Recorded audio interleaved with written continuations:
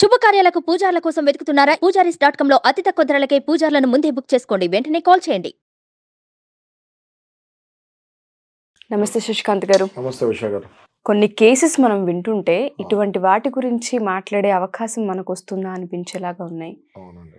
పెళ్ళైన తర్వాత భార్య ఏ కారణాల చేత అయినా సరే డివోర్స్ ఇవ్వకుండా ఇంకొక వ్యక్తితో అక్రమ సంబంధం పెట్టుకొని ఆ రిలేషన్ బాగుండాలని పుట్టిన పిల్లల్ని, తన కడుపున పుట్టిన పిల్లల్ని చంపాలనే ప్రయత్నం చేస్తే అసలు ఎటువంటి శిక్షలు పడతాయి అంటారు? అసలు ఓకే, ఇప్పుడు మీరు తీసిన సబ్జెక్ట్ ఈ మధ్యకాలంలో మనం గత 4-5 ఇయర్స్లో చూసాం కూడా, ఇన్సిడెంట్స్ అయినాయి. ఇది అటు ఆడపిల్ల వైపు ఇటు మగపిల్లల వైపు ఎక్కువ, ఇప్పుడు ఈ మధ్యకాలంలో ఆడపిల్ల వైపు కూడా చూస్తున్నాం మనం. సో ఇప్పుడు మీరు తీసిన టాపిక్ ఎట్లా ఉంది అంటే, ఇందులో చాలా సెక్షన్స్ అప్లికబుల్ అవుతాయండి.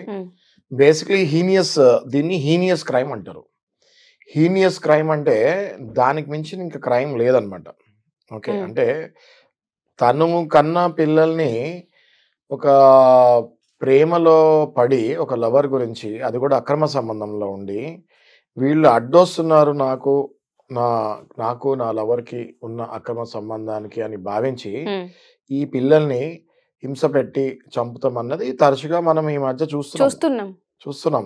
ఇదేమీ పెద్ద కొత్త టాపిక్ కాదు, కానీ ఇది కంటిన్యూ అవుతాం అన్నది హీనాతికరమైన చర్యలాగా మనము భావించాలి. ఓకే, సో ఇప్పుడు ఎందుకు అవుతుంది అసలు, ఫస్ట్ ఆఫ్ ఆల్ ఎందుకు జరుగుతుంది ఇది అని చూస్తే, అమ్మాయిలు అందరూ మనం లాస్ట్ టైం డిస్కస్ చేసినట్టు 90% మంచి వాళ్ళే ఉన్నారు. 10% ఈ అమ్మాయిల వల్ల అమ్మాయిలందరికీ కూడా చెడ్డ పేరు వస్తుంది జరుగుతుంది.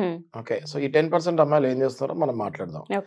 వీళ్ళు ఏం చేస్తున్నారంటే, మ్యారేజ్ అయిన తర్వాత ఫస్ట్ 2-3 ఇయర్స్ హస్బెండ్ తోటి కాపురం చేసి పిల్లల్ని కానీ, ఆ తర్వాత ఇప్పుడు ఆబ్వియస్ గా ఒకళ్ళు పిల్లలు వచ్చిన తర్వాత ఆ హస్బెండ్ కి రెస్పాన్సిబిలిటీ పెరుగుతుంది.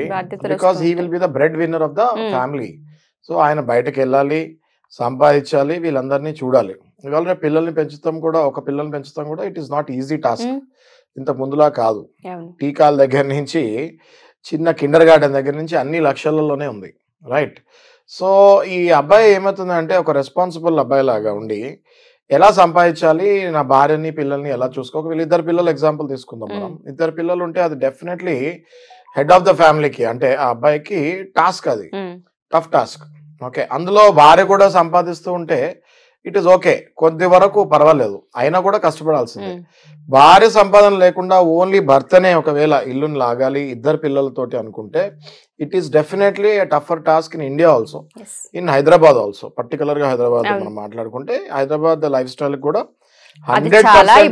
100% ఒక సినిమాకి వెళ్ళాలన్నా లేదా ఒక షాపింగ్కి వెళ్ళాలన్నా మినిమం 10,000 లేనిదే, ఒక మిడిల్ క్లాస్ ఫ్యామిలీ కూడా మినిమం 10,000 లేనిదే షాపింగ్ సరిపోవట్లేదు.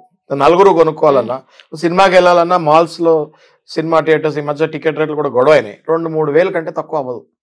అట్లాంటిది ఈ భార్యకి గనక కొంచెం లగ్జరీస్కి అలవాటు పడి, నాకు లగ్జరీస్ కావాలి, ఇట్లాంటి హస్బెండ్ తోటి నేను అది పిల్లలు పుట్టిన తర్వాత నేను మాట్లాడేది, ఎప్పుడైతే ఆ వక్రబుద్ధి భార్య మైండ్లోకి వస్తుందో, అది సెట్ కాకుండా వాళ్ళ ఇంట్లో వాళ్ళు కూడా అట్లనే ఎంకరేజ్ చేస్తూ ఉండటం వల్ల ఈ అమ్మాయి ఏమవుతుందంటే ఆటోమేటిక్గా వేరే వాళ్ళ మీద ఇంట్రెస్ట్ చూపిస్తాం జరుగుతుంది ఆబ్వియస్లీ. ఓకే, వేరే డైవర్సీ కానివ్వండి, లేకపోతే వేరే అబ్బాయి కానివ్వండి, మంచిగా ఎవరైతే ఇన్కమ్ ఉందో, okay, good standard of living, వీళ్ళ భర్త కంటే ఎవరైతే గుడ్ స్టాండర్డ్, ఇప్పుడు బయటకు కనిపిస్తానికి అందరూ స్టాండర్డ్ ఆఫ్ లివింగ్ బాగానే కనిపిస్తుంది, లోపలికి జొరబడి చూస్తే తెలుస్తుంది వాళ్ళు మనకంటే దారుణంగా పరిస్థితి ఉంటుందని. చాలా విషయాల్లో చాలా మంది పక్కన వాళ్ళని చూసి వీళ్ళు మనకంటే మంచి స్టాండర్డ్ ఆఫ్ లివింగ్ అనుకుంటారు, కానీ అది కాదు, కరెక్ట్ కాదు అది. ఓకే, సిమిలర్లీ ఇలాంటి వలలో పడినప్పుడు అటు సైడ్ ఆ అబ్బాయి కూడా ఇట్లనే ఎవరైనా దొరుకుతారేమో అని చూసే క్రమంలో ఈ అమ్మాయి చిక్కుకుపోతాం జరుగుతుంది. చిక్కుకుపోతమే కాకుండా శారీరకంగా, మానసికంగా ఎప్పుడైతే ఈ వైఫ్ వేరేళ్ళ మీద డిపెండ్ అవుతాం జరుగుతుందో, ఇంకా పిల్లలు కాదు, పెద్దలు కాదు, మొగుడు కాదు, ఇంకెవరు కనిపించారు ఆమెకి. అట్లాంటి సినారియోస్లోనే ఇట్లా పిల్లల్ని చంపేస్తాం కూడా జరుగుతుంది. ఓకే, మనం చూసాం కూడా ఉషా గారు ఇన్సిడెంట్స్. రైట్, ఉత్తరప్రదేశ్లో మీరట్లో 6-year-old అండ్ 10-year-old పిల్లల్ని మదర్ లవర్ గురించి చంపేస్తాం జరిగింది. ఇది ఎప్పుడు జరిగింది? లాస్ట్ 2023లో జరిగింది ఈ ఇష్యూ. మన తెలుగు రాష్ట్రాల్లో కూడా జరిగే మనం చూసాం. రైట్. ఇప్పుడు ఇట్లాంటి మహిళలకి ఎంత కఠినంగా శిక్ష చేయాలి? First thing adultery. అడల్టరీని ఇప్పుడు అఫెన్స్ కాదంటున్నారు 497 సెక్షన్ ఇంత ముందు ఐపీసీ, ఇప్పుడు భారతీయ న్యాయ సంహిత కింద కన్వర్ట్ అయినాయి, ఇప్పుడు సెక్షన్స్ మారాయి. బట్ ఇంతకు ముందు ఉన్న 497 సెక్షన్ రద్దు చేశారు. ఎందుకు రద్దు చేశారు? దానికి గల కారణాలు వేరే ఉన్నాయి.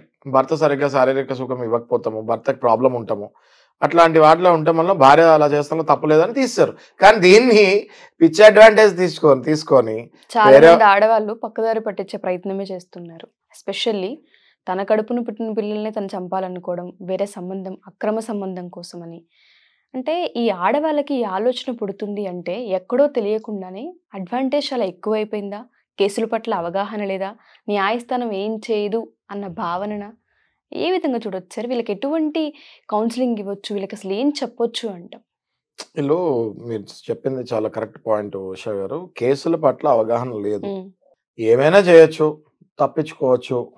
ఆ మత్తులో ఎప్పుడైతే వీళ్ళు పురుష ఇందులో పడతారో ఆ మత్తులో వీళ్ళు కేసులు తెలీదు, తర్వాత నా ఫ్యూచర్ ఏమవుతుంది అని తెలియదు. అసలు వివాహ వ్యవస్థ పైన అవగాహన ఉండిందో లేదో అర్థం కాదు. చాలా కరెక్ట్ గా చెప్తున్నారు మీరు. హిందూ మ్యారేజ్ యాక్ట్ మీద వీళ్ళకి అవగాహన లేక ఇట్లాంటి పిచ్చి పనులు చేసి ఆ తర్వాత వీళ్ళు జీవితం సర్వనాశనం చేసుకుంటారు. అవతల వైపు ఉన్న అబ్బాయి తప్పించుకుంటాడు. ఆ తర్వాత అది అడల్టరీ కాబట్టి ఆ అబ్బాయి ఒకవేళ పెళ్లి కాలే అనుకోండి, ఆయన జీవితం ఆయన సాగిస్తాడు. కానీ ఈ లేడీ ఎవరైతే పిల్లలతో పాటు సహా మొత్తం త్యాగం చేస్తుందో అబ్బాయి గురించి, ఈమె జీవితం ఇంకా అక్కడితోటి మటాష్ క్లోజ్, ఇంకా అక్కడితోటి ఈమె లైఫ్. ఎందుకంటే ఏమేమి సెక్షన్స్ అప్లికబుల్ అయితే అంటే ఇట్లాంటప్పుడు ఏమైతుంది అంటే హస్బెండ్ డైవర్స్ ఇస్తాడు. డైవర్స్ ఇచ్చిన తర్వాత ఈమె మెయింటెనెన్స్ చేస్తే తిప్పి కొడతాడు దాన్ని. ఎందుకు ఇవ్వాలి మెయింటెనెన్స్? నువ్వు వేరేవాడితో ఉన్నందుకు నువ్వు నీచమైన పని, వేరేవాడితో ఉన్నందుకు నేను మెయింటెనెన్స్ ఇవ్వాలా నీకు అని తిప్పి కొడతాడు. ఆ మెయింటెనెన్స్ రాదు, డైవర్స్ మొక్కన కొడతారు. నెక్స్ట్ సెక్షన్ 302 ప్రకారం మర్డర్ కేసు అవుతుంది. ఇద్దరు పిల్లలది తనకు అన్నంత మాత్రాన తనకి రైట్ ఉండదు. నిన్ను నువ్వు చంపుకుంటానికే రైట్ లేదు. Suicide is an offence. నువ్వు చంపుకుంటానికే రైట్ లేనప్పుడు నీ పిల్లల్ని చంపే రైట్ అస్సలు లేదు. ఓకే, సో అది తెలీదు. తెలిసిన ఎడ్యుకేటెడ్ పీపుల్ కూడా ఈ మత్తు మైకంలో పడి వదిలేస్తున్నారు. 302 పడుతుందండి, వాళ్ళకి లైఫ్ పడుతుంది, మెయింటెనెన్స్ రాదు, లిటరల్గా ఒక దుర్బలమైన జీవితానికి వెళ్ళిపోతుంది ఆ అమ్మాయి. ఇది అర్థం చేసుకొని మీ జీవితాలు మీరు నాశనం చేసుకోకుండా, ఉన్నంత దాంట్లో భర్తని హింస పెట్టకుండా, ఉన్నంత దాంట్లో మీకు ఒకవేళ లైఫ్ స్టైల్ పెంచుకోవాలంటే మీరు కూడా కష్టపడండి. మీ భర్తతో పాటు మీరు జాబ్ చేయండి, లేదా మీకు జాబ్ ఇంట్రెస్ట్ లేదంటే మీ భర్తతోటి మాట్లాడి ఏదైనా మీకు ఇష్టమైన బిజినెస్ చేసుకోండి, వెళ్ళండి, కష్టపడండి, లగ్జరీస్ లో ఉండండి. అంతేగాని నేనేం కష్టపడను నాకు లగ్జరీస్ కావాలంటే లాస్ట్ లో అధోగతి అవుతుంది. ఎగ్జాక్ట్లీ. వాళ్ళు దగ్గర పెట్టుకుని కాపురాలు కనుక చేయకపోతే లైఫ్ ఈజీ కాదండి ఉషా గారు. లైఫ్ ని మనము చాలా ఈజీ అనుకుంటాము, చాలా ఈజీగా తీసుకుంటాము. లైఫ్ ఈజీ కాదు, చాలా కష్టపడాలి. నెల తిరిగితే ఖర్చులు స్టార్ట్, నెల తిరిగినాయంటే ఖర్చులు స్టార్ట్. మరి ఆ నెలంతా కష్టపడాలి కదా. నువ్వేం కష్టపడినా సంవత్సరాలు కూర్చొని తింటా అంటే ఇలాంటి ప్రాబ్లమ్స్ లోకి వెళ్తారు మీరు. ట్రూ.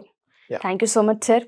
సో ఎవరైనా సరే పర్సనల్ గా ఇటువంటి వాటితో మేము ఇబ్బంది పడుతూ ఉన్నాం, మాకు ప్రాబ్లమ్స్ ఉన్నాయి, రిలేషన్ మ్యారిటల్ లైఫ్ బాగాలేదు, డివోర్స్ గురించి వెళ్ళాలనుకుంటున్నామని, లేదంటే కొన్ని ఇబ్బందులు ఉన్నాయి మేము మాట్లాడాలనుకుంటున్నామని కానీ ఎవరైతే అప్రోచ్ అవుతూ ఉంటారో వాళ్ళ కేసుని టేకప్ చేసే అవకాశం ఉంటుందా? ఖచ్చితంగా మనం టేకప్ చేస్తాము. ఇది డివోర్స్ అనే కాదమ్మా, ఎవరైతే ఇట్లాంటి మహిళలు అక్రమ సంబంధం పెట్టుకొని వెళ్ళిపోతారో వాళ్ళకి మెయింటెనెన్స్ కూడా క్లెయిమ్ చేయకుండా మనం చూడొచ్చు. 100%. ఎవరైతే అమాయకమైన భర్తలు, అమాయకమైన అబ్బాయిలు ఉంటారో వాళ్ళని కాపాడాల్సుకున్న బాధ్యత మనకి ఇవాళ సొసైటీలో ఉంది.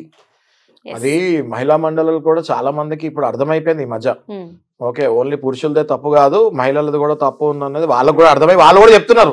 అది చాలా గుడ్ న్యూస్. అది మహిళా మండలిలు కూడా ఇట్లా అమ్మాయిల్ని మారమని చెప్తాం, చాలా గుడ్ న్యూస్. అది తప్పకుండా ఇలాంటి అబ్బాయిలు స్క్రీన్ పైన కనపడే నంబర్కి కాల్ చేయండి, మమ్మల్ని కలవండి. 24/7 మీకు సర్వీస్ ఉంది. Definitely will help you out. Sure sir. Thank you sir. Thank you so much. Thank you.